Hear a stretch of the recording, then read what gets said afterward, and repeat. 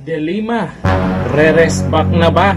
Nako, panoorin po natin to. Mensahe ni dating Senador Laila De Lima para kay dating Pangulong Duterte. Panoorin po natin to. Na-miss kaya niya si Tatay Digong?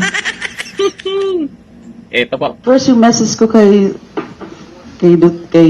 former President Duterte, isa lang sasabihin, well, God forgive him and God bless him. Yun lang muna ngayon. Marami pa akong pwedeng sabihin sa kanya.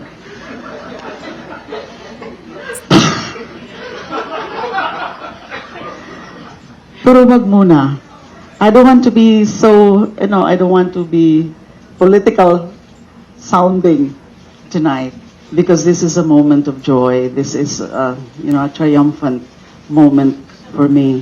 So I, as much as possible, I want to be gracious. And so yun na lang muna. God forgive him and God bless him. He knows what he did to me. I suppose.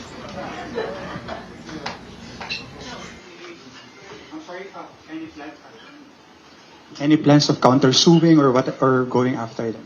Pinag-uusapan namin yan ng mga abogado ko.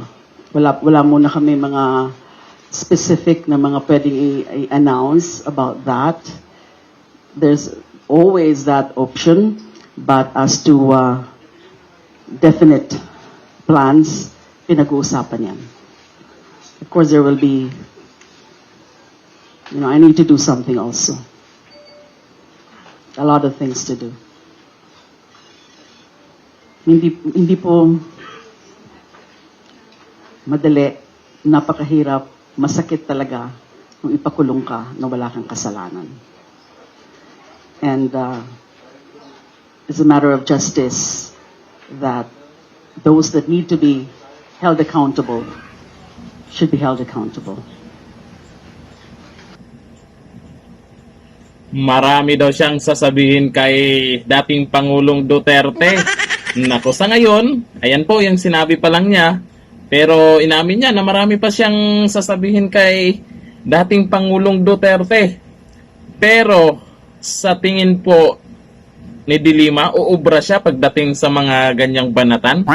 Nako, maaasar lang sila kay Duterte pag ganun. Nako, sanay na sanay pa naman yun sa mga ganyan, yung mga banatan na yan. Nako, unang-una po dito sa gagawin nila, talagang ipupush po talaga nila itong ICC.